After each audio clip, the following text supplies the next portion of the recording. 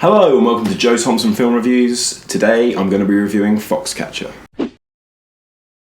Foxcatcher is directed by Bennett Miller and it's the true story of John DuPont and the Schultz brothers and their attempts to win Olympic gold with the Foxcatcher wrestling team. Now the film stars Channing Tatum, Mark Ruffalo and Steve Carell, and all of them give absolutely incredible performances. I don't think there's much I can say that hasn't already been said about Steve Carell in this film. He is absolutely transformed into this sick, disgusting, slimy, creepy character that is John DuPont. It's an absolutely brilliant performance, and this is coming from a man who's largely considered to be a comedian. That's not to take away the plaudits from Channing Tatum and Mark Ruffalo, who are equally as good, so convincing in their roles as the Schultz brothers. There's a fantastic element of contrast in this film between the Schultz brothers, who are the wrestlers, and John DuPont, who is sort of funding the team. There's a real sense of class division.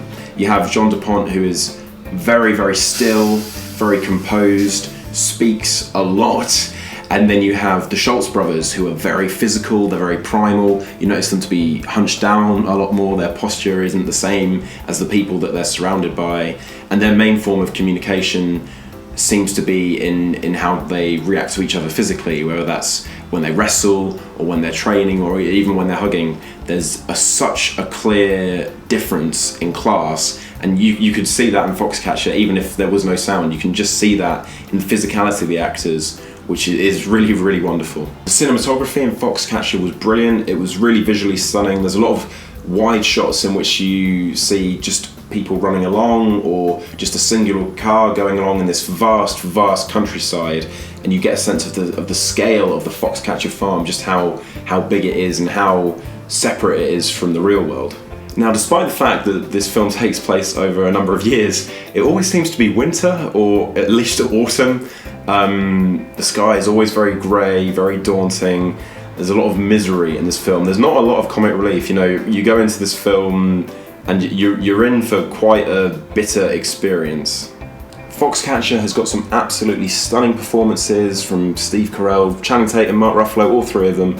I'm sure they're going to get the plaudits that they deserve in the upcoming award season.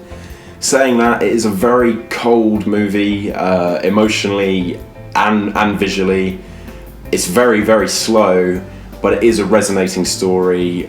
I did enjoy the film. I'm not sure I want to watch it again, but I did enjoy seeing it, and it gets an 8 out of 10 from me.